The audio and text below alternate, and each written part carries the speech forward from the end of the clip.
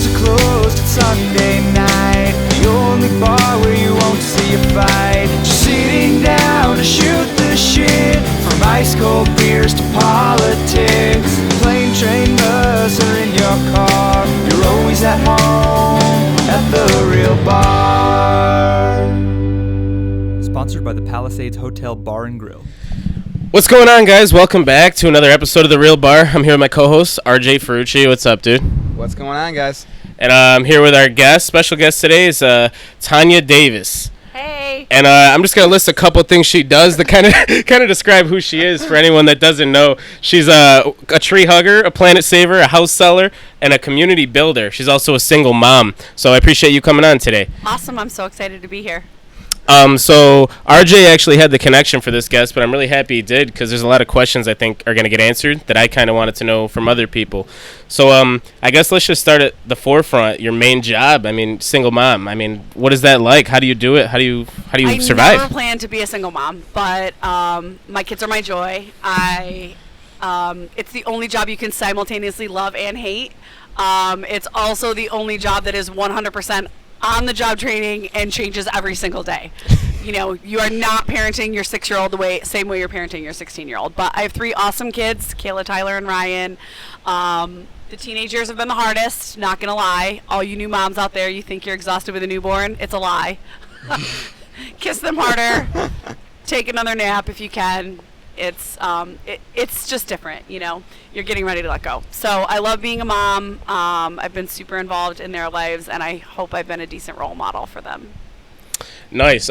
So, I mean, we talked about it before this started. I mean, you wear many hats. RJ referred to it as a Swiss Army knife. So, I mean, just based on your... I'm using that forever. It's my new hashtag. No, dude, that's a good way to describe it. So, I mean, just based on everything you do, I kind of want to pick in everything a little bit, but the main thing I really want to hit on is the school board.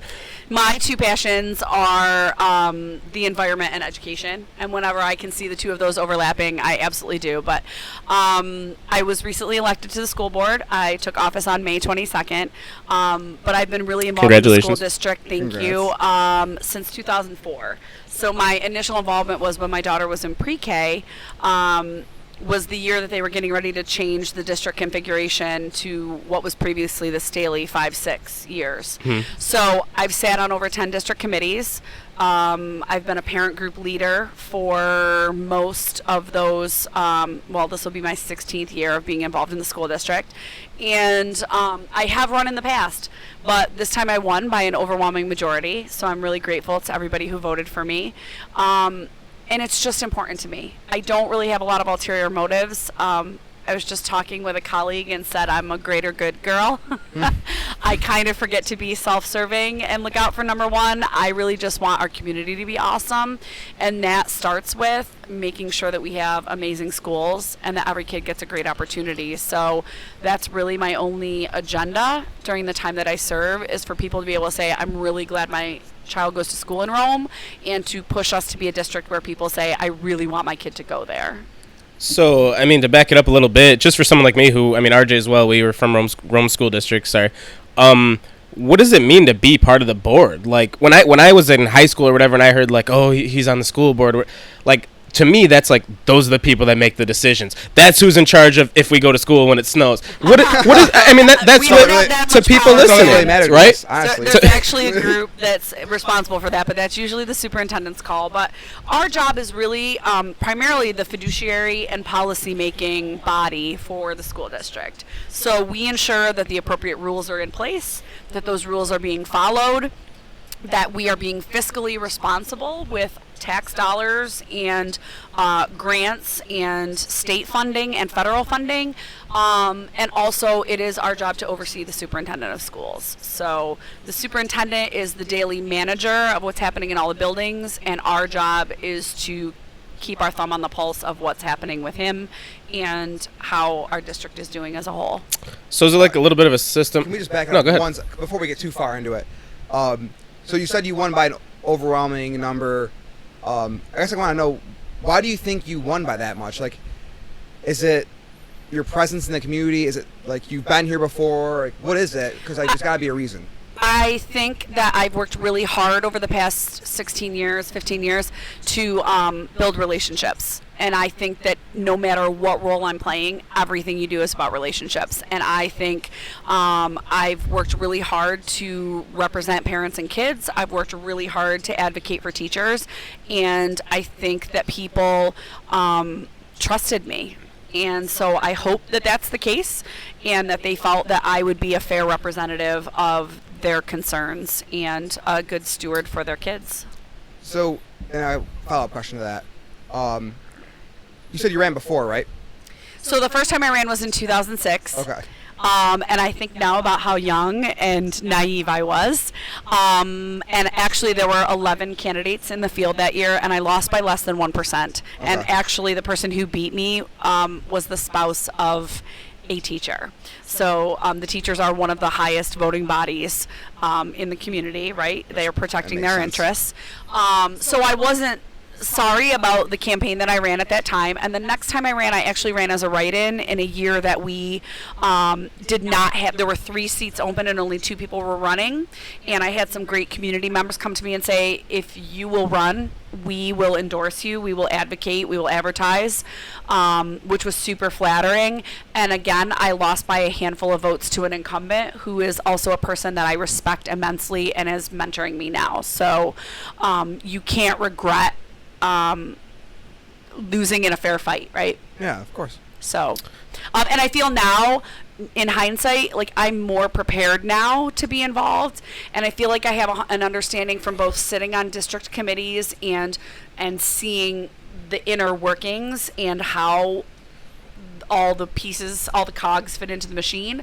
But I also feel like my time working in the community, my own children going through their educations has also just brought me to a place where my perspectives are better. So I believe everything happens for a reason, and this was the right time.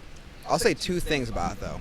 One, I think when you ran, was it 13 years ago, I don't even think that it would have been possible for you because of the age of your kids. They were little. That would have been tough for you. Like, I'm not saying that you couldn't have done it because you definitely probably could have. Yeah, but now if I leave the house, the kids are still going to eat, get where they need to go. Now. Right. So now you're in a better spot. Right. I also see that your presence on Facebook is like more predominant, but you're like saying things that are knowledgeable and like when I read your posts, like I'll go through the threads on it and I'll read like the conversations you have with people, and they're like, they inform me of what's going on. Like, you have like a back and forth with someone. It's not an argument.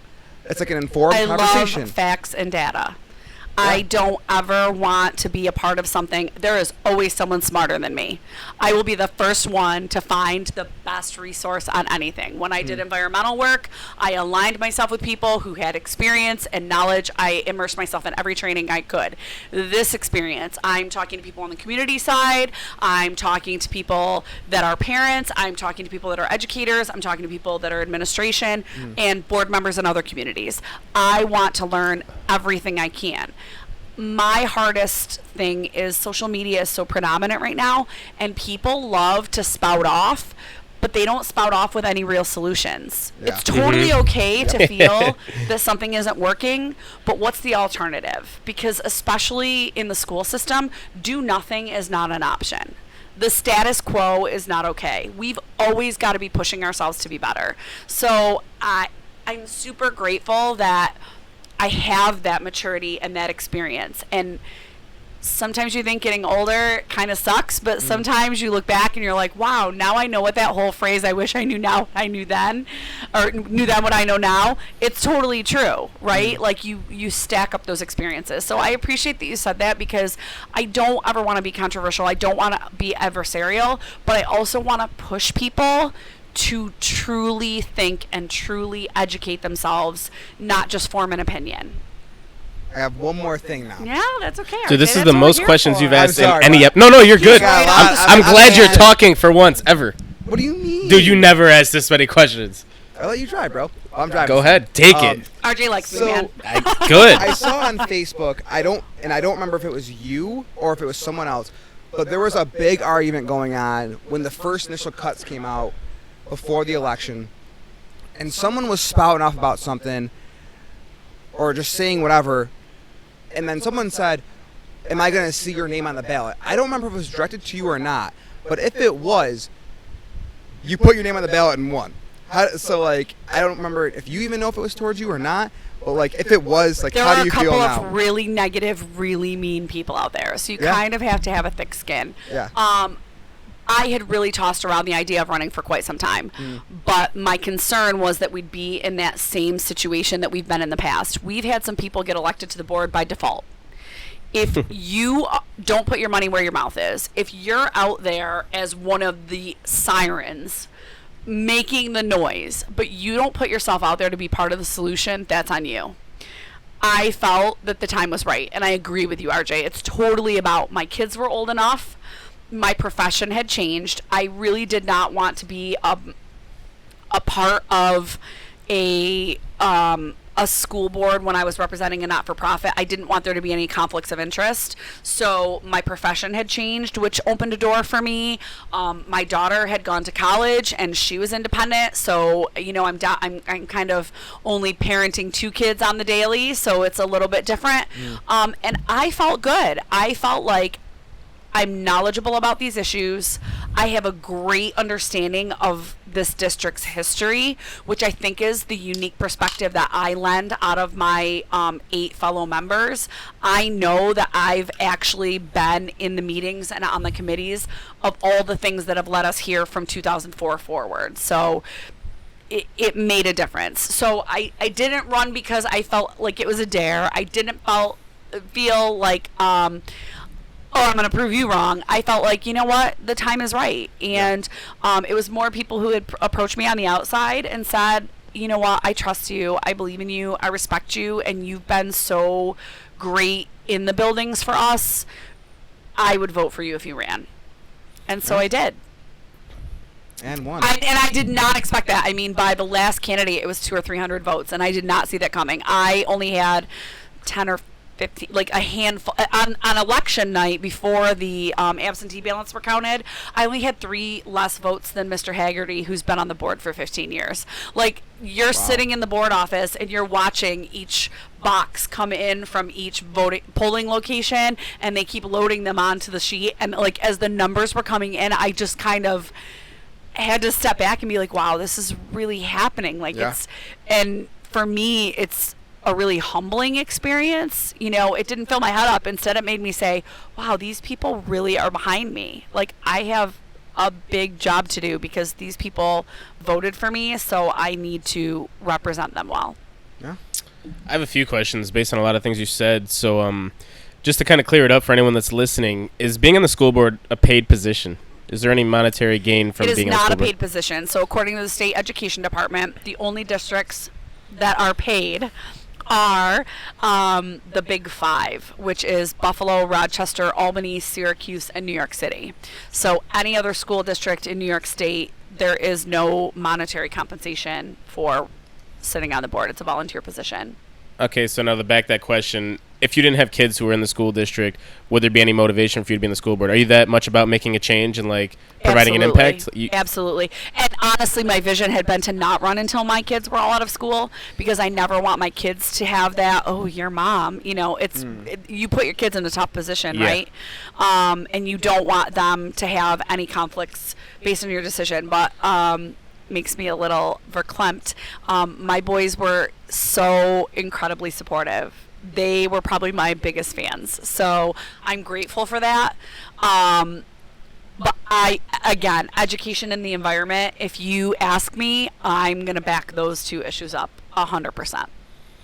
Because really, there's no other jobs, there's nothing else in your community if your populace isn't educated.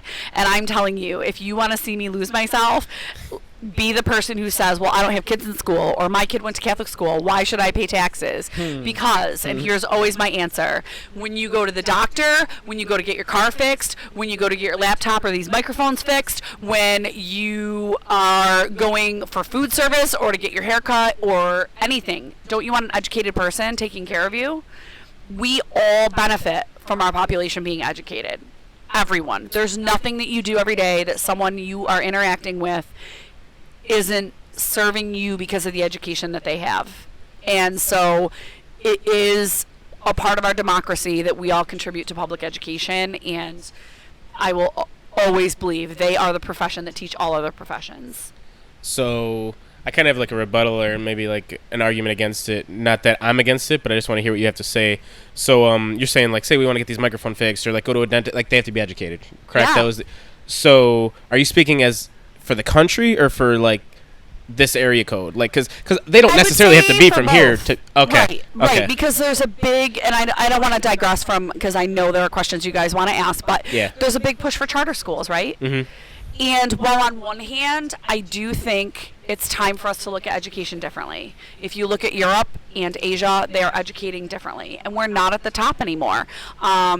There's a Jeff Bridges video out there where he kind of goes off on this tirade in one of the shows he was in about we're not the greatest country anymore, and we're kind of not, and we're not at the top in education. So we have this educational model that's agrarian based, right? It's why we have summers off. It's why we're out at 3 o'clock so kids could go home and work.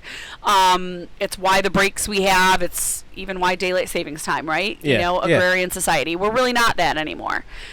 We taught kids for a long time to be doers and workers, not thinkers. So it's really hard because culturally people think, well, maybe a charter school or a private school is the better answer.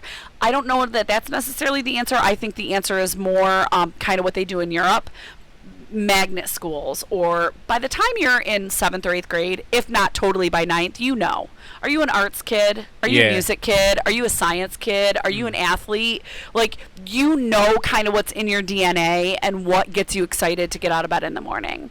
So I think that there are some societies that are maybe taking a different angle, but I still think that a huge hub of who we are as Americans is public education, and I think we're taking away from that if we start to segregate instead of diversify. I think the more that you can be exposed to a variety of types of people, to people who come from all walks of life and all beliefs, learning isn't just what's coming out of a book. Learning is coming from the exposure to the people around you. So if you start kind of picking and choosing, you limit those opportunities for human engagement. That was the really long version of my answer. I mean, you said some like deep things in there. Yeah, you have to rewind that. No, I heard it all. I had Yeah, questions, it's but like- we got to keep going. I do have we could have questions done in a there. part 1 and a part 2. Who says we're not gonna? All right, let's do it, guys. All right, so one more question keep that's 'em not. coming. They're right there. So another question that's not on the I meant questions we sent question. you. Okay. And I mean, I know this just from being around the community. Back in the day, both my parents were very involved in the community. How much of being on the school board, and not to offend you whatsoever, is a popularity contest? And I really want to know. Like, I mean, how much is it who you know? I do like that question. Yeah, not to offend anyone that's No, on it, it's- but You know everyone what's knows interesting? it's politics. In a way it is. And I'm going to say that. I'm going to say that in a way, any office that you run for, right? Yeah. We don't live in a vacuum. People bring their feelings and opinions to the table, especially now. Social media, like 24/7, people are going to tell you what they think with no filter. But I have to say, in both my experience in environmental work and in the school district, it's not really partisan work. It's all community building. So I've had this conversation many times with members of the Common Council. While obviously people run on a Democratic or a Republican ticket, while you run, based on, again, who you know and that kind of thing, most of the decisions that are made at this local level are people coming together for a common vision. So there are definitely people. We have a current board member who's running for a county office, Anthony Brindisi. You guys know, right? Yeah, He yeah. started on the Utica City School Board. However, today, education remains one of his primary platforms, even though he's a member of the U.S. Congress. So there are definitely people who have an agenda. There are definitely people, and that's Malcolm Gladwell, read about outliers, right? 10% of the people will be awesome. 10% of the people will suck. You'll have outliers all the way. The middle is who you have to sway. Yeah. I think every person is different. I ran because education is what I believe in. I don't think that you'll ever see me running for another office in the future. But we do live in a small town where everyone knows everyone, and it kind of helps if you have a vowel in your last name. Sorry, RJ. Yeah, both of them looked at me. Come on. And it's who you know. But that's overcome, again, by relationship building. So you could either be the right person in the right place at the right time, the person I lost to several years ago who was the spouse of a teacher, or you could just be the person who says, listen, I want you to get to know me, I want you to believe in me, I want you to listen to what I have to say, and I'm listening to what you have to say. So I wish I could say no, but we live in America, not a perfect world. But I also think I'm really proud to be a part of a group of people like this, and I was also really proud in my work that I did with council members that I saw people who really cared about Rome, New York. So that's kind of a cool thing to be a part of. It's nice to hear someone that's actually involved and on like the board or any board or committee admit that there is that factor involved in it. It may not be the reason that they're staying there or the reason that they wanted to be there, but it could potentially be a reason they got there. You know what I mean? They might not have a separate agenda. They might really, like she said, like she's here, she loves like helping. But there's other reasons why people get to these positions, which I'm glad someone admitted something like that. Yeah, that's always the case. I think there's like a kind of a special case here because, and the reason I say this is because I know you, so I can kind of speak to this. In your case, I don't think you won based on the popularity contest because I think the more you talk on Facebook, the more people that don't like it. And it's not because of you, because you have intelligent things to say. It's because when people on Facebook see someone sticking up for what they believe in, they hate you. They instantly hate you. Yeah. And, I mean, we talk about it all the time, right? Literally every episode. Like when I see you sticking up for you, I'm like, haters. how does you say all these things, like you speak your mind, and but I don't try to do it in a mean. I'm not a mean person. It's I'm not seriously that. You're not mean, person. and you're also not ignorant.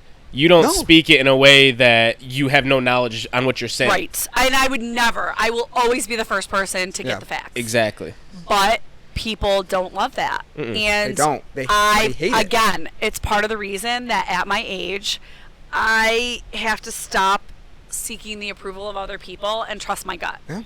And my gut Absolutely. says, I was given this voice, no different than my hair color or my eye color or my height. I was given a certain set of gifts, and I am not going to go to my grave wasting them. So I might piss some people off. I might not have the most popular opinion.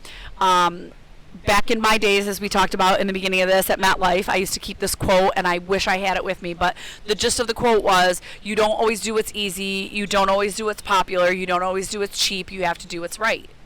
And that's not always an easy thing to do, but I try to make sure that that's truly who I am. So sometimes the haters are people who are only grabbing that soundbite.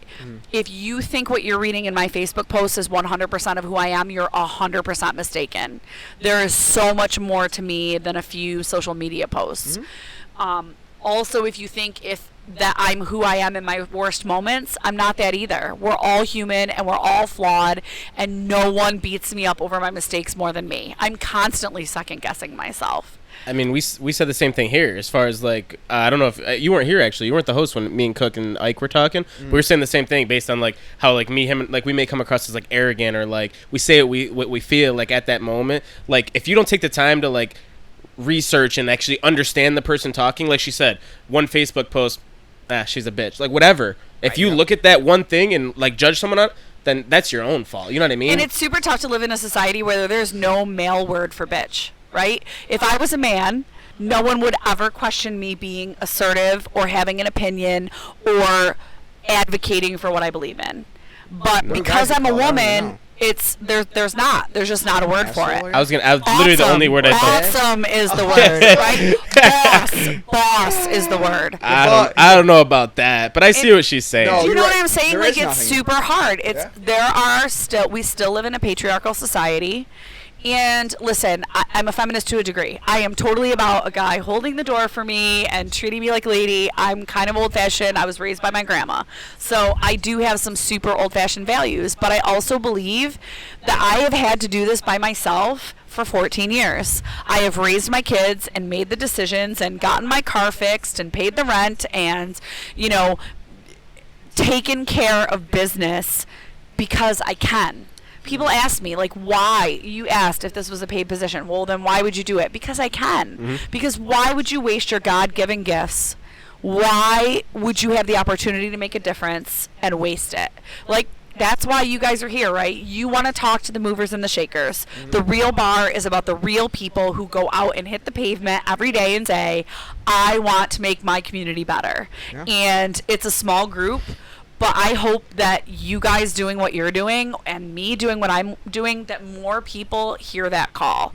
And it's super hard to live in a time when people would rather take to the keyboard than go to a city council meeting or come to a school board meeting or volunteer with the PTA or coach youth sports or whatever it takes.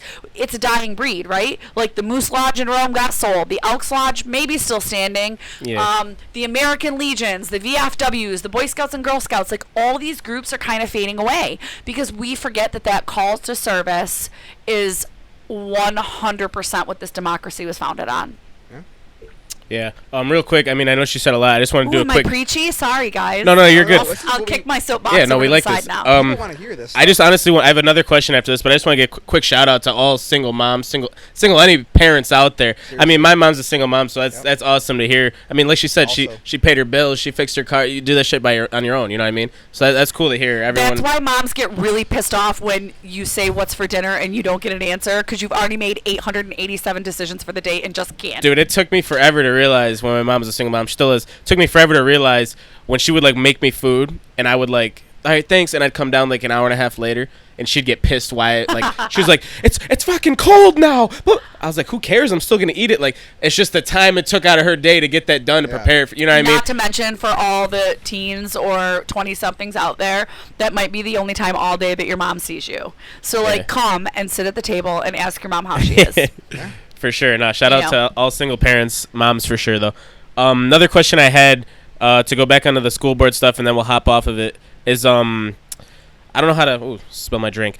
I don't know how to ask it without I guess without being rude.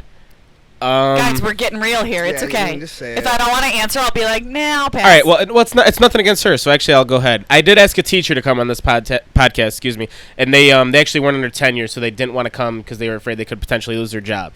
I don't know nothing about that, but the question I wanted to ask them is, what's up with the budget and all these pink slips? Because I know a lot of friends that just got out of college, and they're all teachers around in this district, and literally in Rome, and I know 4 of them that got pink slips. I What's have a going on? love-hate relationship with tenure.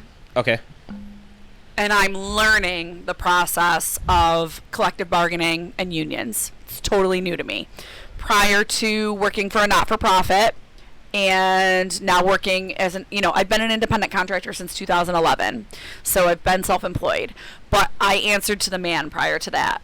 So I've never had that union protection. So on one hand, tenure is amazing because it gives you that ability to have people have your back. But on the other hand, it sometimes keeps people in a position that might not be. So we're letting the low man go instead of the most effective person staying. So I get that, and it crushes me. I am too new. I have spent a lot of time, again, you guys already touched on it. I am a data, facts, info person. So I'm digging deep. I'm going back 5, 6, 7, 8 years to see, like, I don't remember us being in this much of a crunch since 2014, and everybody in the state was in that crunch then. Like, everybody was making cuts. It happened also, like, 08, 09, right? Like, it happened back when the economy was tanking.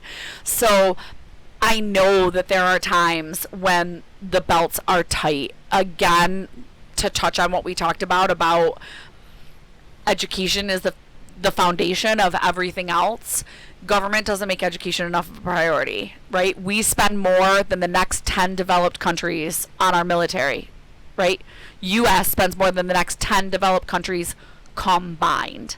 I respect anyone who serves our country. My cousin is a major general in the U.S. Air Force, right? Like, he flew F-16s. He put himself in harm's way. I have many friends who are military. I don't disrespect what they do. But I have a hard time knowing that our priorities are so skewed. We don't, as a country or a state, you should never be asking where we're going to have the money for teachers. And I'm trying to learn why that is. I'm trying to understand. But, like, why?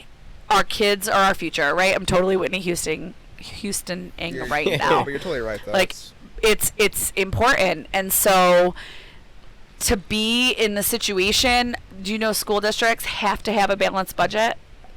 So you can't run a deficit. Like, you're not, when you present your budget to the state education department, you have to be like, yep, here's our revenue, here's what we're spending. So if what your projected revenue is doesn't match, you've got to make cuts.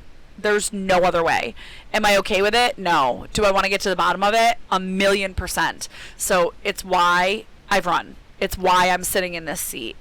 It's scary. It's scary to think that your job is disposable. It's scary to think that we don't prioritize our kids' educations enough to not have to put anyone in that situation. But it's kind of, again, where we are as a state and as a country. In the South, was it Texas? There was a state that not long ago that a lot of the teachers went on strike. Like, kids were not going to school because those teachers were so underpaid. So it's an epidemic. It's not Rome, New York. Yeah. It's not just the state of New York. It's countrywide. We don't say top priority educating our youth. It sucks. It sucks. Can I get on a soapbox real quick here? I gotta get on a soapbox. Get it, man. Do what you I gotta have do. to, because you know what? As long as And you talk into your mic. People that know me know that I'm a big proponent of Rome, New York. Everyone knows that. That's why we're friends, RJ. I love Rome. But if this superintendent does not figure this out, this community will dwindle. It will. Because what is stopping me from leaving? What is stopping me from uprooting a family and moving somewhere else? Is it the low taxes? No, they're high. Is it the high rate of pay everywhere? No, it's low. So what is keeping me here? I have family ties. That's what keeps me in Rome, New York. I have friends here. You know what keeps you here, RJ? The Cheers mentality. Sometimes you want to go where everybody knows your name, and that's who we are as Rome, right? Yeah. Things go badly, somebody's going to have a benefit for you. Somebody's going to have your back. Somebody's going to start a meal train. You're going to walk into Ace Hardware, and they're going to know you and help you find what you need. You're going to go into the Palisades or Olney's or anywhere else, and they know you, and they recognize you, and you matter, and you're a part of something bigger. And there aren't a lot of communities that are like that. However, in my prior job, as an executive director, I again always about professional development and educating myself. I was able to be a part of a training for fundraising that said we have never lived in a time and space like we do right now. We have never lived in a time and space where we are 100% driven by quality of life. Okay, we're not cavemen. It's not about survival. Right? We have the ability to make our decisions, to make choices based on the feel-good factor. So there isn't. It's travel easier than it's ever been, right? In our 220 years of existence. Opportunity through social media, through online technology to be part of not just a national but a global economy, to apply for jobs, to Skype for an interview, to shop for houses, to rate the school districts. Like, you're right. Nothing is holding you here. And yes, we've got to figure it out. It is time to hold the feet of our leadership to the fire and say, you need to care about this community. You need to want us to be the best. You need to make us the pillar of education and why people want to live here in this community. And it's a hard job. I will never discredit what goes into the day-to-day. But it's also harder to not have your roots here and not see what connects Romans the way that it does. So it's hard. I'm a work in real estate, man. I had someone with her husband look at a house, love it, and we're like, listen, go to lunch, mull it over. If you want, let's meet at the office. We'll write your offer. They came back with a pro-con sheet, okay, made into a grid. Wife's pros, wife's cons, husband's pros, husband's cons. She filled her quarter of the page of all the stuff she loved about the house. Her two issues were no first floor bathroom and Rome schools. Ooh. And we looked at her and we're like, did you go to Rome? No. Do you have family that goes to Rome? No. Do you have kids yet? No. We just hear it's really bad. So some of it is just stupidity and perception. And like you talked about, like Facebook, okay, right? You had Jasmine in here a couple weeks ago. Her entire job is social media. We live and die by that stuff now. And it's insane because it's not necessarily true, but we're kind of like sheep and we just follow. So instead of asking the question of why, we believe, well, I heard or someone told me. RJ, come on. Your girlfriend of 2 years just graduated summa cum laude from the University of Buffalo a year early. Why did she graduate a year early? Because she had the skills to do it. Because she graduated from Rome Free Academy with 31 college credits. See, the problem is that we can't discredit her from working her ass off. That's unfair because... Yeah, but she worked her ass off in high school that gave her the opportunity to earn those college credits. Tell me that not every high school offers college credits.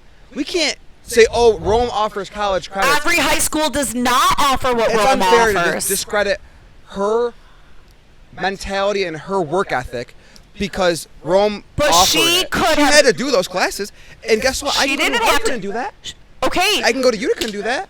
You cannot go to Utica and get as many classes as we offer. I'm sure there's ways you cannot to go to this. Holland Patton and get as many as we offer, not at a discounted tuition, not with the cooperation of our school board that offers policy. I agree that it's good, but we you can't offer things. Well, RJ, you just shot us in the foot the way that other people do. Instead of saying, hey, here's something awesome about Rome and why you should want to look at us, you're like, no, couldn't be that. Look, I don't care how it gets fixed, and I will pay whatever taxes it costs. I don't care. I just want it fixed. If you guys said, look, we have to increase school taxes to fix this problem. But what's the problem? I have no problem. What's the problem? I just want it fixed. So what's broken to you? Because I want to know that. What's broken to you? Why are the kids coming out of college that want to come home, give back to their community, teach these kids that just came out of college? Why are they getting pink slips? Why is there no money?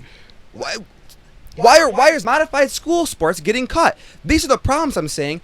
And look, I understand we don't have money. All right, but wait, before you keep going on your rant, she answered that question and then switched the argument, and now you're going back to the original.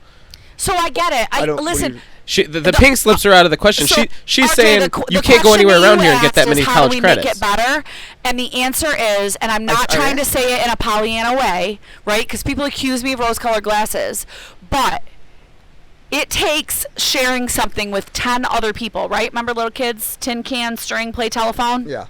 Yeah, then everyone. I know this. I know One she's person gonna tells say. the next person tells the next person. Yeah. Do you want to say the negative thing or do you want to say the positive thing? My girlfriend just graduated a year early because she already had 31 credits out of the way by the time she graduated from Rome Free Academy. Because Rome Free Academy does something really special and really unique and offers opportunities for exceptional students. That's a big freaking deal. It is, but she's also taking 18 credits in college. I understand that, but she had an amazing head start, right? And I have other friends. I just talked to a high school teacher whose daughter is going to Fredonia. Same thing.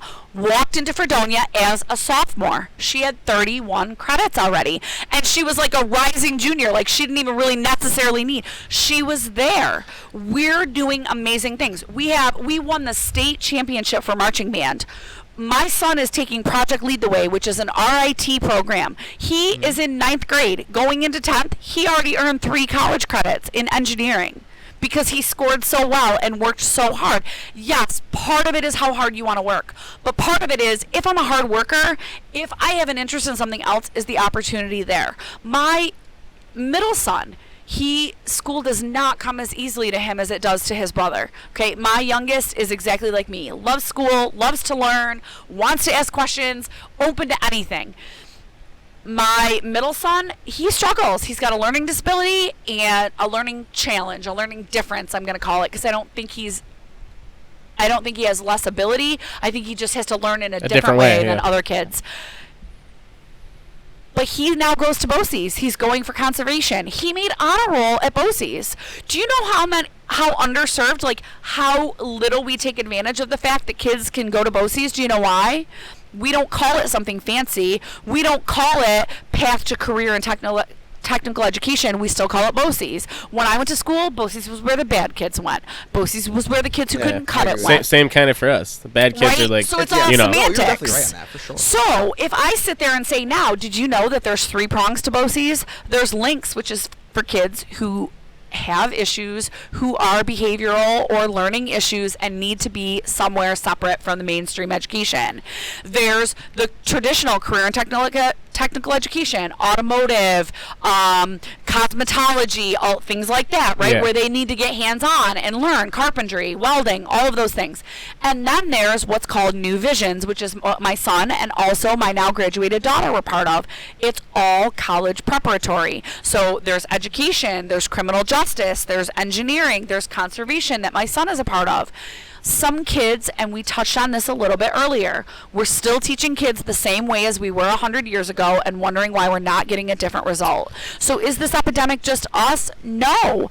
We have to change how we think about education, and we as a school district have to be brave and badass enough to say, you know what, we're going to change it up. We're going to offer kids what they need. We're going to meet them where they are and give them better paths to accomplishing their diploma and feeling confident as students and getting to the next place. And then the next step of that is working with the City of Rome, working with Mohawk Valley Edge and GLDC and saying, hey, how do we get these kids into your internships, into your entry-level positions, back into this community when it's time for them to graduate? All right, so, I mean, just to kind of bring this full circle. So, I mean, what you're doing right now, and I mean, you're kind of bragging about all the programs that Rome offers and has that other school districts don't have, which is awesome. I commend you for that. I commend Rome for that. Yeah. But what you're not doing is explaining, like, you can get 31 college credits in high school. That's awesome. But you're not talking about the teacher who's giving you those college credits. So I've had great teachers. I took SUPA, Syracuse University, whatever it was. I took Syracuse college courses. Project I've taken courses, and I've had great teachers, and I've had bad ones, and I've got college credits from both. You're neglecting, not that you are, but I mean in the conversation, it's neglected that the fact that these kids coming out of college that are getting pink slips, that are me and RJ having these conversations with people like you and know what needs to be taught and changed, aren't getting the chance, and they're getting college credits from people that are standardized testing. Well, first of all, if there's a teacher who's ineffective, parents have to step up. And I take a lot of flack for this. But a teacher's not ineffective if they're giving you college credits because they don't really give a fuck. That's what I'm saying. That's not ineffective. I'll take my college credit and go. Because there's a difference. If there are teachers who are definitely not pulling their weight. 100%. And I am the most pro-teacher person you'll ever meet. Some of my best friends are teachers. If you went through my friends list, you'd probably find that almost 50% of them are probably educators. But again, outliers. 10% are freaking over-the-top crazy good. 10% you're like, why? Why do you teach? And the remaining 80 could go either way. And that fluctuates based on where we are. We need to improve morale. We need to find better ways to manage our money. We need to find ways for people to speak up when a teacher is not effective and a teacher is a detriment to a child's education. But you know what's difficult? I've been a parent group president and been in the school office checking my mail or making copies or working on something and had a parent walk in May or June, not just September, and say, oh, I need to drop off my son's violin. Oh, I need to drop off cupcakes for my daughter's birthday. And the secretary says, well, who's your child's teacher? And the parent says, well, I don't know. Yeah. So it's a huge issue. It's not all on the superintendent. It's not all on the school board. It's not all on the teachers. It's everybody. If we don't start as community leaders, city, common council, everybody, education, administrators, board of education, teachers, support staff, and family, home, school, community connection. If we don't start bringing all the pieces together instead of pointing fingers of us and them, we will never move the needle. And that, to me, is the number one thing that's wrong. We need to get all the right people in the room and say, are we getting the funding we need? Are we performing to the standards that are needed to get the maximum funding? Are we aligning our educational system to hire the brightest and best teachers so that our performance exceeds what it needs to so that we get the maximum amount of funding possible to not lay off teachers? I don't ever want to see us in this situation. I hate it. I hated it in 0506 when we created the SALE structure and we had no funding and we had no alternative and we laid off. I hated it when we did it in 2011. I hated it when we did it in 2014, and I hate it now. And I know that everybody wants a black and white, here's the easy answer, I can write it on a Post-it note. It's not that easy. It's this comedy of errors of the foundation aid formula and the tax cap and the number of services we're providing and the increased cost of employees and benefits. It's a hot mess. But I can't say that it would be any different in a manufacturing environment where you didn't produce and sell enough widgets, so you have to lay people off. Where do you lay off? Exactly. Seniority. Yeah. And it's terrible, and no one loves it, but it's how we do business. And Well, see, the I was problem, gonna- I don't think- manufacturing's different though. Yeah, but the way Because she answered that question. seniority would get laid off first because they're making the most money. No. She's saying seniority as in. Oh, no. yes. She's saying Seniority's seniority as in gotta go. whoever doesn't have the seniority is bottom gone. of the ladder goes first. It's, Yeah. No, I'm And- saying in my industry, Yeah. the higher In most you other are- industries. and most Whoever's making the most because money is whoever gone. makes the most money gets cut. We just talked about that with Smitty. Yeah. Okay, Last now listen, podcast. Bring in You're aware of that as soon as this happened, our superintendent said, I'm going to make sure that if anyone else wants the opportunity to retire with no penalty, I'm going to make sure that happens. So, because you That's have a to, good first you have to step, give, for sure. right. So it was totally a first step. But this is the stuff. People don't come and sit their asses in the chairs in our board office and come to meetings and ask the questions. They take to social media. And so it's so much more complicated than you could ever imagine. Dolgeville was in the same situation this year. Some of the Syracuse districts were in the same situation For this sure, year. but offering them to retire with no penalty isn't the same as making $135,000 sitting in a chair telling them to read page 40. Like, it's not the same. I don't know how to solve that problem. I'm too Oh, new. I understand. I'm just making sure everyone We're that's not listening. trying to, No, yeah, we're not bullshit against at all. you. It troubles me. We're just trying to Listen, get answers out. but People wanna I've know. had that experience. An English teacher that I love and think is amazing got laid off. Mm-hmm. And kids love her. Okay, you guys were both student athletes, right? Yeah, Like, barely. remember senior night when you would or teacher appreciation night, and you would invite the teacher who made the biggest impact for you? This teacher got invited all the time. Another teacher antagonized the crap out of my youngest son this year, and she's still there. And so, it happens. It happens at MetLife. It happens anywhere you work. I wish it wasn't true. Back to the outliers, 10-80-10. Some people know the right people. Some people have the right amount of tenure and seniority. And some people, it's hard to be new. It's a risk that you always take. In a perfect world, we would get to a place in all of education, not just in rural New York, not just in New York State, but in all of America, where we would say, teachers matter. We're hiring the best and brightest. We're observing and evaluating to see how they're doing.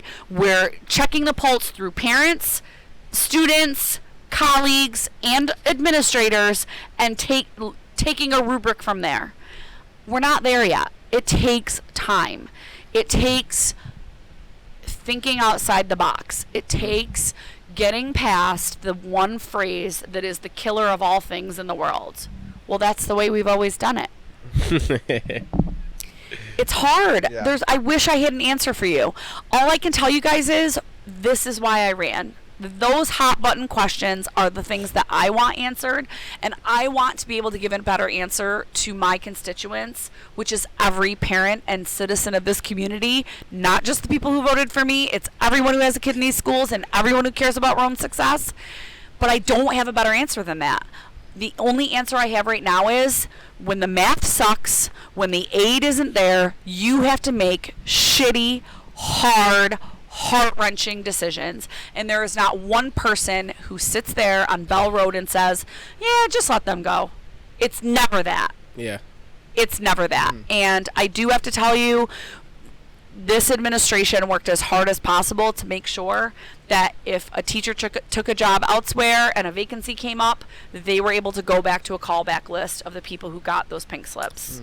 It's really important that people know that. It's really important that people know jobs matter, people matter. These are human lives. I've probably said way, way, way too much, but I don't want you guys to feel like we're being anything less than transparent. No, and just to clarify with everyone that's listening, me and RJ and I aren't against the school board. We aren't against. I mean, we have to clarify this because I mean that's you what. don't want if you don't think they're gonna hate you. Yeah, I mean, we're not against the school board. We're not against people or teachers that are making a lot of money that are still there. We just kind of wanted to get some of these answers out there, and we hope. I mean, some of it was a little transparent and gave you a little more information than you already had. I just hope that more people will come to the source. I hope that less people will read one headline in the paper or a 3-paragraph article versus what they could have gotten if they came and sat through a 3.5-hour meeting. It's really hard. Or 160 characters on Twitter, or someone's Facebook post because they're disgruntled. Exactly. It's so much bigger than that. The only problem is, and I understand what you're saying, and you're right, because it should always come from the source. The only problem is that when you say come to the meetings, that on its own is tough. Because everyone has something going on, obviously. You know that. You work 3 jobs. You do all these different things. How you have time to do it, I don't know. I respect the shit out of it.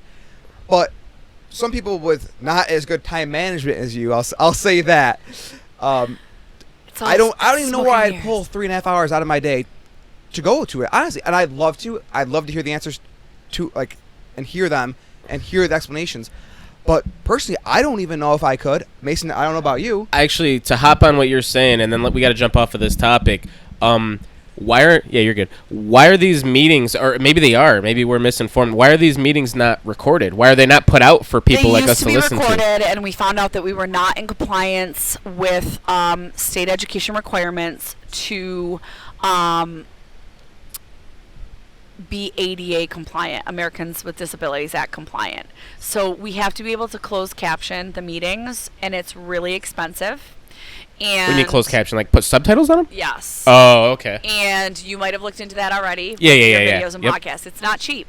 So not unless you do it yourself. On the heels of talking about where we are with our budget, how do you justify not laying off a teacher and then diverting that money into broadcasting a meeting? Like, it's really difficult. Okay, and they're trying to come up with a solution because for many, many, many years, our meetings were live broadcasted and archived on the website, but they're trying to find a solution to that right now. So the reason something would be closed captioned or subtitled would be, I mean, correct me if I'm wrong, for someone who cannot hear. Yes. Okay, so why can't you just instead hire a translator to be on a video? We've asked that, but we've been told it has to be closed captioned. So I've been trying to get the answers. Inquiring minds want to know, and as soon as I have the answer, I will pass it along. But it's definitely, I mean, in my experience, meetings were always broadcast. So it's hard. I totally get it. But I also conversely say 33,000 people in this community, 5,500 kids in the school district, everybody can't be busy once a month. Like, how much of a priority is it to you? I make the time. RJ wants to know how I do it. It matters to me, so I make the time. We got to get off the topic, otherwise I'd keep going. But I understand what you're saying. And that doesn't just apply to this. If you care about libraries, if you care about animals, if you care about litter, if you care about the arts, how much time do people spend on social media? How much time do people watch binging Netflix? But that's kind of the point I was proving. How much time do they spend on social media? Maybe they are lazy and don't want to go out to the meeting. But if it's on social media, and I know you gave the answer, you can't, but if it was on social media, that time spent on social media would be watching that. We as a school district are not allowed to broadcast it. But do you know that if an audience member came and did a live stream on Facebook, totally fine, because you're a third party. It's not you. I just don't understand the whole, you can't live stream it. I don't know, because I don't know enough. When you were gone, she explained it, a little bit of it. It can't be recorded and broadcast because it has to be closed caption. Therefore, like, have subtitles on it for people who are disabled or may not be able to hear. And then I asked why they can't have a translator, and I guess just the regulation is that there has to be actual words. It can't be translated with sign language. So that's kind of why they don't do it anymore, but they used to catch you up. Yeah, no, it's weird to me too. But the same person that's handicapped ain't making it to the meeting. So regardless, all right, don't stereotype. But listen, there are crazy laws on the books. I know I'm not even blaming this. It's frustrating. And we're not blaming any of this on you. You just got elected, so it's not you. 33,000 people in the community, 5,500 kids in the school district.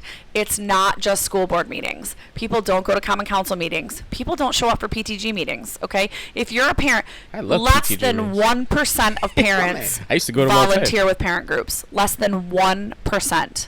Okay? If you had Bellamy that has about 580 students, if 10% of parents volunteered, you'd have 58 parents.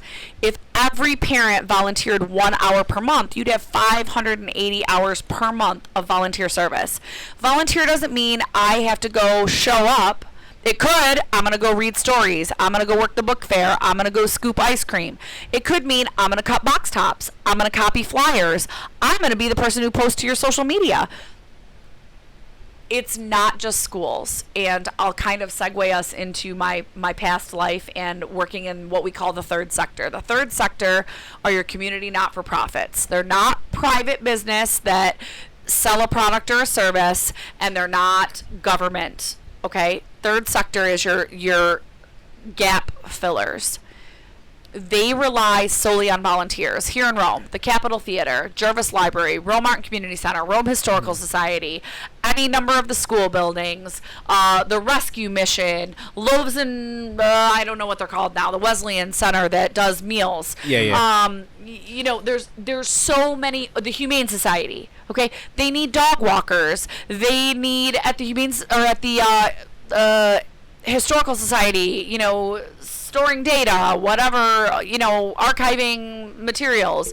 At the Capitol, helping to clean, helping to hand out programs, helping to pop popcorn. Like, at the Humane Society, walk the dogs, clean the cage. There's so much need. At the Rescue Mission, stack the cans, serve the meals. Like, that stuff doesn't get done without volunteers. Those organizations don't get funded. The parent groups don't get funded. Why do we fundraise? We just talked about it. If there's not enough money to hire teachers, there's not enough money to put on a school dance, there's not enough money to have a science fair, the parent group fills the gap. If you're going to sit there and complain about what's not happening in your community, why we don't have this parade or this event, or, you know, why the school didn't have a Veterans Day assembly, are you going to school and offering your time to help coordinate? Are you going to any of these organizations? Because government isn't going to do it. They're strapped for money too, right? They are spending taxpayer dollars and have a limited pot. The private sector, they're like, okay, I sold this many widgets today. My paycheck is going to be this much money, and we're going to stay in business because I met my quota. The third sector is so unique, and it survives on writing grants, fundraising your face off, and begging for volunteers. And if you aren't able to do those things, you aren't able to fulfill your mission. So it's people. It's you, it's me. Give your time. And people have this misconception that, oh, it means that I have to go to a 3.5 hour meeting. No, maybe you don't have to go to a 3.5 hour meeting. Maybe you're like, I can give 1 hour a month. 1 hour a month is 100% more than no hours a month. Do something. Stop complaining. Stop sitting on social media. You make the time for what's important. Speaking of these, I'm super preachy tonight. It's sorry. it's just good. Speaking of these third sector non-for-profit organizations, you were a member of Rome Clean and Green. I was a volunteer and their executive director. I was for 8 years. No longer around? It is, but their direction shifted based on a lack of funding.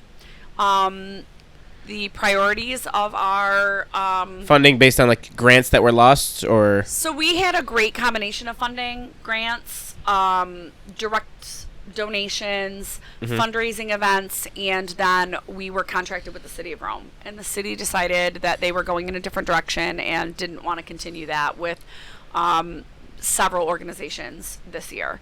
So diversifying, tremendously important. You can't put all your eggs in one basket, but a lot of grants don't allow you to pay for administration. They don't allow you to pay for, like, they'll pay for the project, they'll pay for the materials, but they won't pay for the person to get the project done.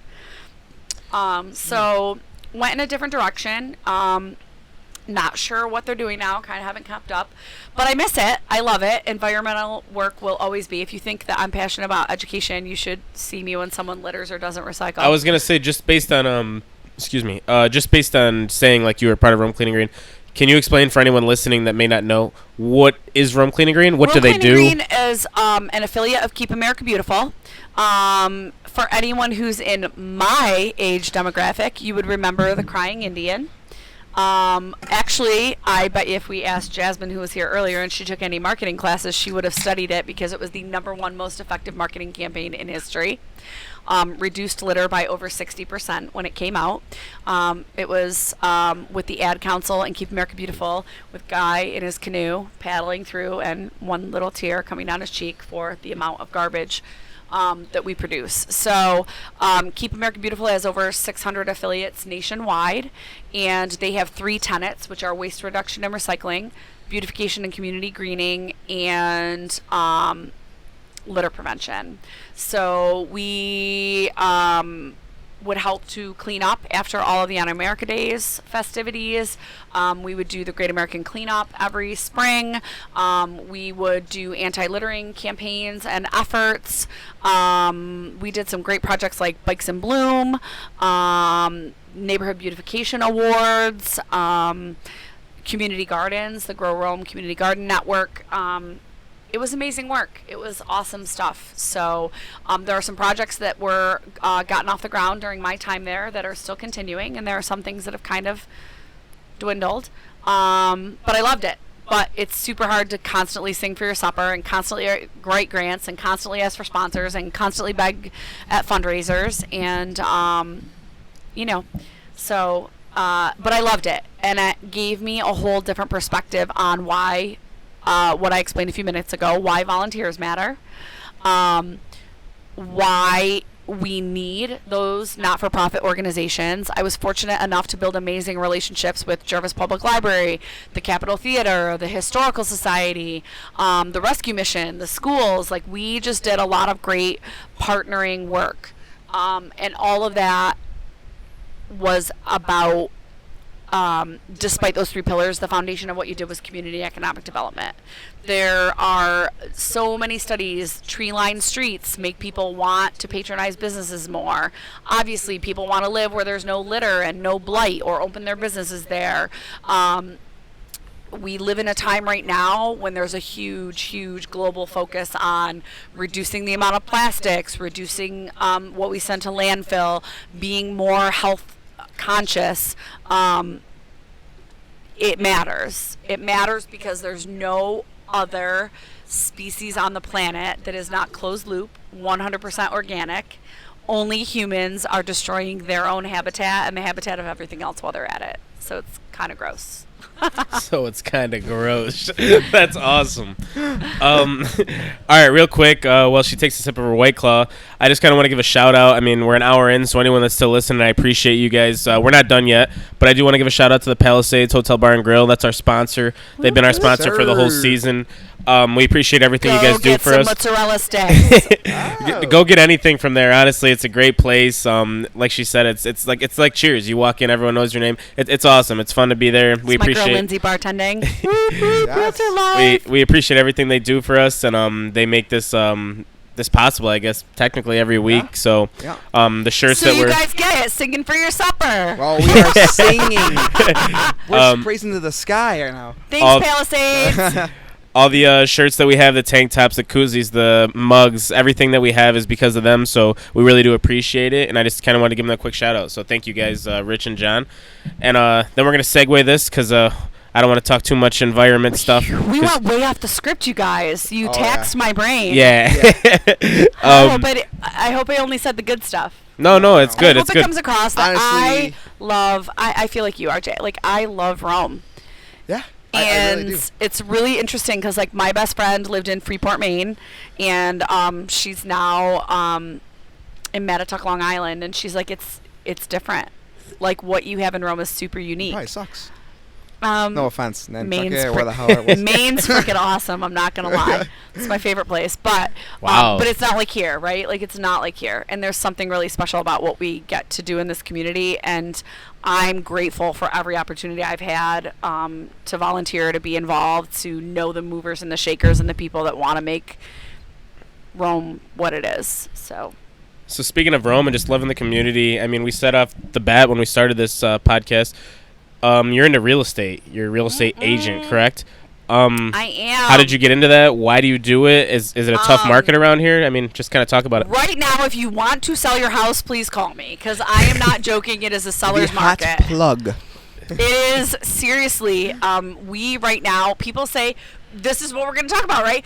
People say no one wants to live in Rome. Lies, lies, lies. I love it. Like, seriously, we cannot keep houses on the market. It is usually a competing, like, I've been told that we have not seen a market like this in over 20 years.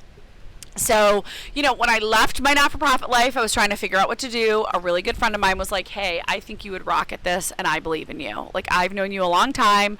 I'm behind you. Let me help you get started. So I ended up with Coldwell Banker Faith, which is probably the most amazing brokerage. Like, the support and love that they give to their people is amazing. I was out on the Boilermaker course on Sunday at our CB Faith water station, so they're all about giving back too.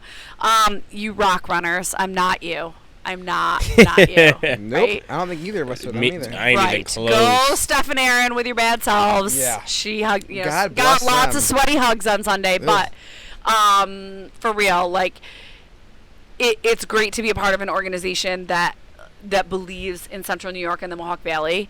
But it was serendipitous, you know, so I went and got my license, and I totally 100% understand why you need to be a licensed professional in this business. There's a lot of legality.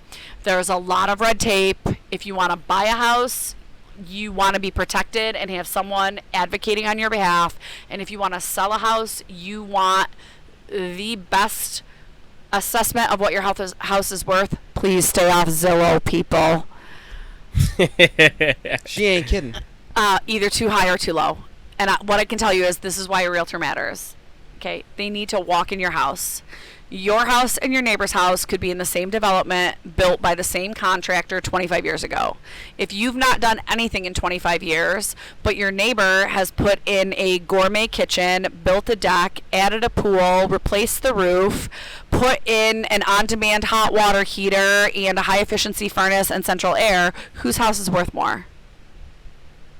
Obviously, the person with the the renovation. Right, but guess what? Zillow thinks they're exactly the same. So, why you want a licensed professional when you're selling? You want someone to price your house appropriately, that you have lots of bites, and you want them to take beautiful professional photos, and you want them to give you advice on how to stage and prepare your home. And if you're buying, you want someone who's going to help you weed through. Like, if you have ever gone on Zillow or Trulia, and I'm not discounting, it's great to have technology, right? It's great to have that as a first nip. But you need someone, and by the way, I love Faith, but there are also some amazing other real estate organizations and brokerages in this community. It's who also love Rome. That's you, Julie Sestito. I love you, Julie Sestito. And it matters, right? And there are many others, right? And again, we're here because we love Rome. We cannot keep a house on the market right now.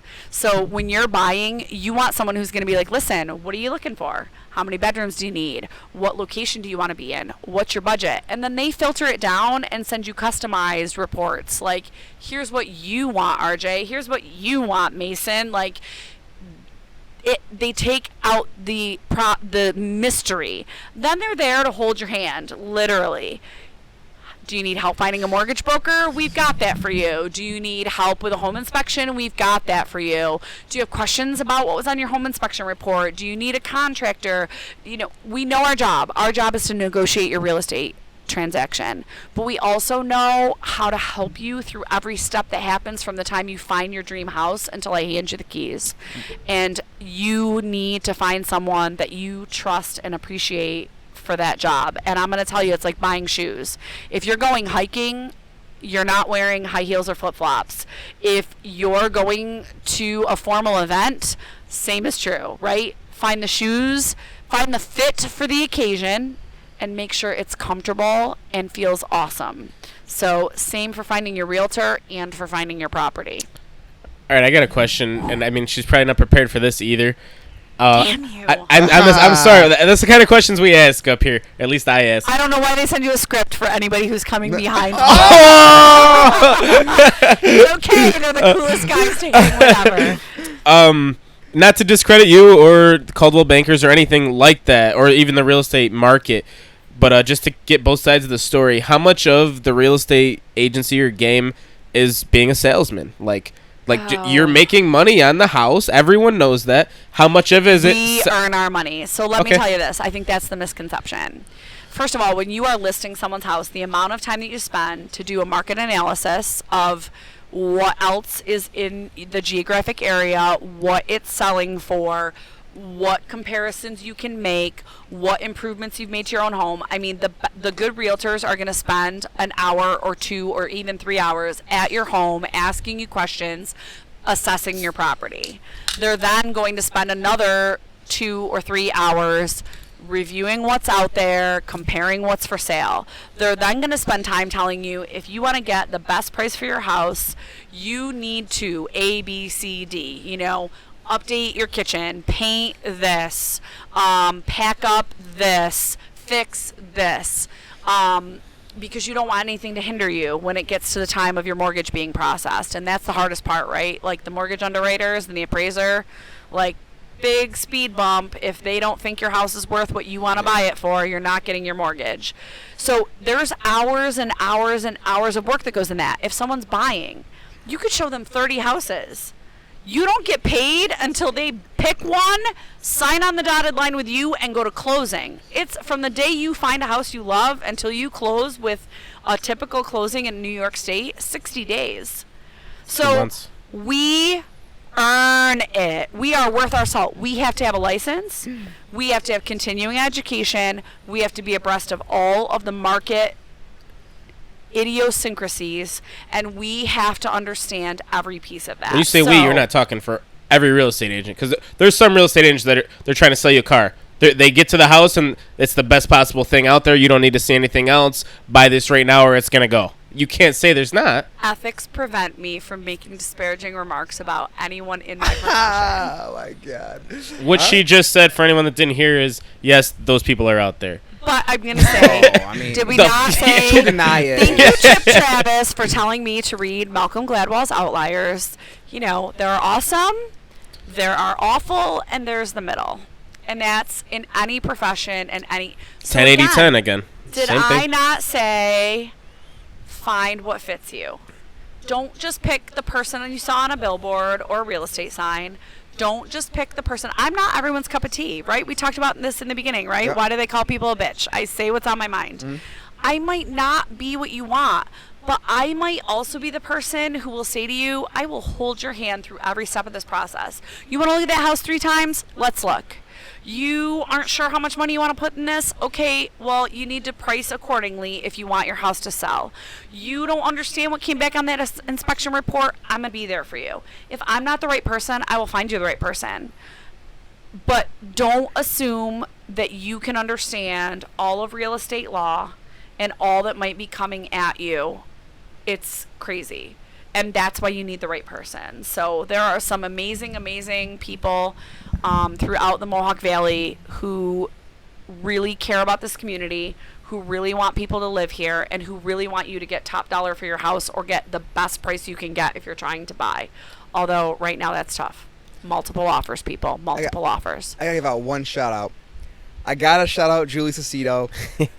I love Julie. One of my sweaty hugs on the Boilermaker. Got it done. She brought me to probably 30 houses.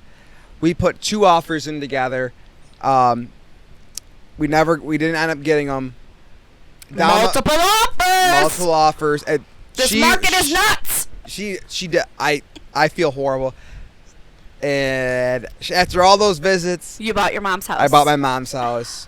And I didn't need her on the deal. I felt horrible. But now you understand, right? You've been on that side of it where you were like, holy crap, a realtor makes 3%? That I'm calling bullshit. I feel bad because if I should have owed her 6% just on my end, on all the visits she brought me on, all the research I had her do. The average in this area there's no set set commission. The average, if you are listing a home, is 6, 7, or 8%, but that's a split. Half that goes to the selling agent and half that goes to the buyer's agent. It's a lot of work. It's a lot of work. And I never would have realized it if I weren't in this business. But here come my rose-colored glasses again, you guys. There is nothing more exciting than being with a person. You know who I'm talking to if you're listening to this podcast. Than sitting down with them and saying, is this your house, guys? You know, it's kind of like say yes to the dress, but they're saying yes to the house.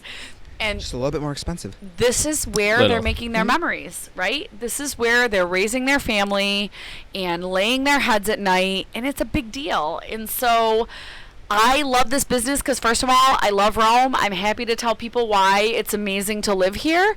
And I'm also in this business because I want you to live your best life. Like, I know I sound like I'm full of crap, but I'm not. I want you to be like, I am so happy here. And so if I can be the person who helps you sell to the next person or the person who leads you to the home that you love, I feel really fortunate to be able to do that. But now, RJ, I'm so happy to hear you say that you know what that's like. And Julie freaking rocks. And if I ever have a question, like, that's the best part of this. You get to know people in this community who are like, oh, you have a question? Sure, I'll answer for you. Oh, you want to show that tonight? Sure, it's vacant. Let me get you a lockbox code. Like, it's done. You know, it's awesome. Yeah. So that's what people think at all. Is just, oh, they're just letting me in the house. I can promise you, from at least my side, it is not just get me in the house. no, Oh, God. it's not just get you in the Oof. house. That was Especially 9 months. how many pieces of paper did you sign when you signed those contracts? 2 offers. I think I don't even know how many papers. Right? Did you feel like, all right, are we blood brothers now? Like, let me cut my hand and give you a sample. That is- like, that is it's a lot. crazy. It's a lot. So Oh, I got so much respect for the realtors people now. who, and that's awesome to know. And so that's super hard, right? In this day and age in technology, FSBO, right? For sale by owner. Like, I'm gonna list it myself. Okay, well, Have fun. do you know what's involved in that? Do you know what that means? Dude, if you're taking pictures of your house and your dirty laundry is in the picture, and then you want to know why your house sits on the market for the next 6 months. Like, here's the house, living room. You know, if you're trying to buy a house and you're trying to go out there and just search Zillow listings, again, you put in 2 offers on houses that you were not the highest and best offer. There are people, I had showings scheduled Friday night. I got texts from 2 of them, sorry, there's an offer on the house. So people are going out there and they're like, well, can I see this one? No, it's under contract. Can I see this one? Nope, sale pending. Can I see this one? Nope, it's closing next week. Well, why is it still? Well, because you'll know when you sign a real estate contract, there's a clause in there that says internet policy. We are responsible for what we put into the multiple listing service, but we make no guarantee if a third party gets a hold of it. Like, they don't get the updates in real time. We as realtors, we pay a lot of money to be members of the Association of Realtors to have access to the MLS listing, the lock boxes, all of that, to know the first-hand, most up-to-date information. So it's more than I ever anticipated. I mean, we're kind of getting towards the end, but to stay on the same thing as the real estate, do you recommend the profession to other people? Do you think it's a profession in this area, not in general, in this area that you can be successful in, or is it too oversaturated at this point? No, I don't think it's oversaturated. Okay. In our business, we say there's a butt for every seat, meaning there's the right person for you to partner with. There's also the right home for every person who's looking. I'm going to tell you, it's not easy. If you think you can dress nice, put on a name tag and a smile, and just walk people through houses, it is not HGTV. The class is 75 hours. If you're going to take it, I highly recommend going to MVCC or out to Syracuse and taking the course. There's huge value in being in a classroom setting and interacting and asking questions. It is a ton of legal information, and you have to be proficient in all of that information. You have to take the test to pass your class, and then you have to take the state licensing exam, and then you have to maintain 22 and a half hours every 2 years of professional development to renew your license. So the Department of State oversees you. There's ethics, there's, privacy, there's loyalty, there's knowledge of the market that's happening. It's a lot. So I would say it's a great business to get into, but don't get into it with the misconception that it's easy money. It's right. You work for it. I would say it's a great retirement career. It's great for someone who has another source of income. It's great, if you're thinking about making a career change and you can kind of, have a cushion to transition. Yeah. But don't think that you're going to come out of the gate making a lot of money. And anybody in the business, including Julie, has flat out said, you need to give it 2 to 3 years until you are straight up competent, ready to go. But again, you guys know me. I'm the first person who will be like, hey, I have a question, and go get answers. And I'm also blessed enough to have so many knowledgeable, awesome people around me who want to answer those questions and help me out. So it's been awesome. So it's really talk to someone in the business if you're thinking about doing it and get the real deal, shadow them a little bit and see what they're doing. That's good advice. Horrible segue, but me and my girlfriend have been watching a new Netflix series called Supergirl. I recommend it to anyone. And I kind of want to know, based on our last question, do you consider yourself a superwoman, super mom? I mean, based on everything you do, all the hats you wear? One bit. So I'm going to give a shout out to my friend Frank Page. Many years ago, I wanted a family picture drawn by him. You guys know Frank, Bob the Squirrel, super cool guy. Works for the Rome Sentinel comic in the paper, Bob the Squirrel. Look him up. See, we don't read the paper. Pimp. You can follow Bob the Squirrel. The paper. They still print that? What the hell is a paper? You can follow Bob the Squirrel on Facebook and Instagram. No. Super cool. Frank is a local artist. He's incredibly talented, and Frank did an art piece for me that I'll share with you guys later. And it's kind of me with a cape and my 3 kids hanging off me, and I think I'm not different than any other mom who's trying to get through the day. We talked about it in the beginning of this. No one's harder than me on me. No one. I'm already second guessing. Did I say too much? Did I answer too much? Did I overstep? Did I piss somebody off? I'm always worried about making right choices, being the best person I can be, contributing to the relationships that I have, being a good friend, a good family member, a good mom. It's just in my nature. You're given this one precious, amazing life. If you do not go all in, if you do not use the gifts you have, and if you do not try every day to be the best version of yourself, you're wasting your breath. You're wasting that opening your eyes every morning. So I don't think I'm super. I think I'm human, and I put on my pants one leg at a time. But I definitely strive to be the best version of myself I can be. This is going to seem like a little rash, but it's going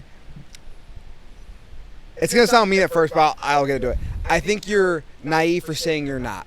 And here's why.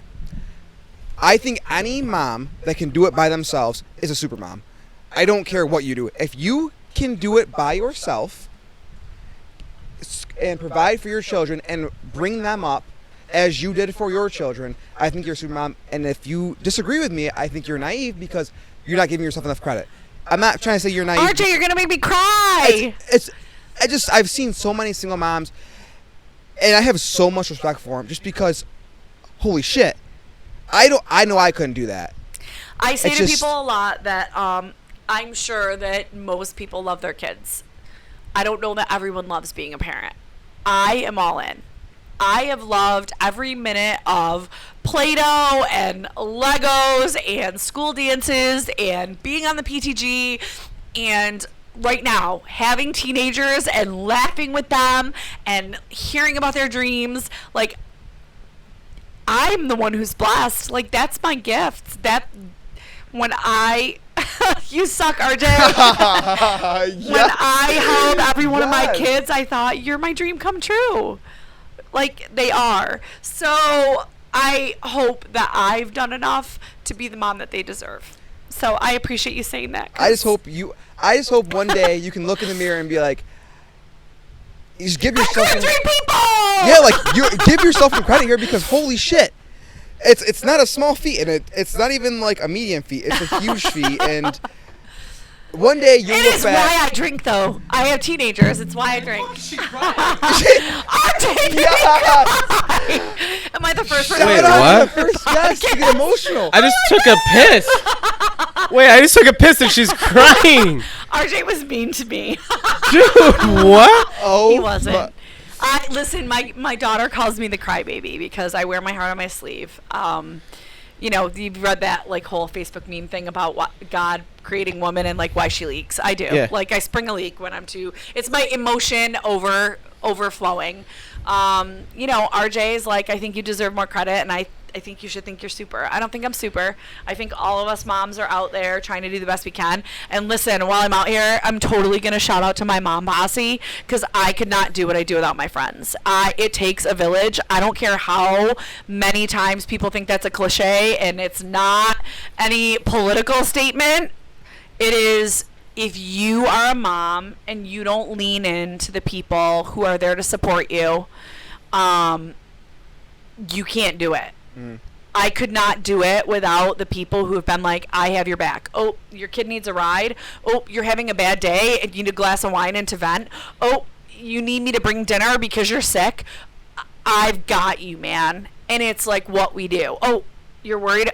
Hey, I've got your child here. You know, they're good. Oh, I'll feed him tonight. Like, that's the huge difference. You know, it's so I guess it's the other reason I don't feel super. I couldn't do what I do without all the people who are behind me. So if I'm Superwoman, like, dude, bring on Marvel or the Avengers, because it's like all those peeps in it with me. Like, if I'm super, I want to be one of the X-Men and have Wolverine. Just saying. Oh, okay. I can't believe you made her fucking cry while I was gone. Anyway. When I watch the playback of this, I might have to punch RJ later for it. Jesus, but it's okay. dude. It's awesome. It's awesome. I love being a parent, and pretty much everything I do every day is driven by wanting to be the best mom possible. So it's cool. It's a cool gig. Now that we got all emotional, let's get a breath of fresh air in here. I forgot to do it earlier. I mean, so this is a place. I mean, I already shouted out the Palisades. I've seen everything there. I've seen cheers, tears, and beers. We got a $10 gift card. You guys rock! To Tanya for coming on. $10 gift card from the Palisades, our sponsor. We give it to every guest. I am sucked into the bottom vortex of this couch, you guys. If anyone's watching on YouTube, it's a life-sucking couch. You can't get out. She's trying to make people not show up. No, But, do it. but, Beverages, comfy couch, awesome peeps. But it is a $10 gift card, redeemable whenever. Like I said earlier, I should have said it earlier. We appreciate it, Palisades. everything you guys do for us. Yeah, you would mess up that. And I don't really have anything else unless either of you do. I think this is a good episode. I think you guys asked me. Hey, and the Red Sox and Yankees are on. FYI, I'm a Boston Strong girl. 03 ALCS. Little I watched throwback this game. live, just saying. Go Poppy. But gee, Red Sox fan. All right, we gotta end this Cut it. now. But no, honestly, I appreciate everyone who listened to this, everyone who's still listening to this. RJ, I appreciate you being the co-host as always. Thanks, guys, for having me. I really you're doing appreciate an you awesome coming on. thing. It was a really good episode. For anyone who's listening still, you can find this on YouTube, SoundCloud, Google Play, iTunes, Facebook. iTunes. You can find our link on Instagram, Facebook, Twitter. We're really on most platforms that you can listen to any type of media, honestly. So I appreciate you guys all coming out. I appreciate you guys listening. I hope you have a great week, and we'll talk to you guys later. It's been The Real Bar. See you. Thanks, guys.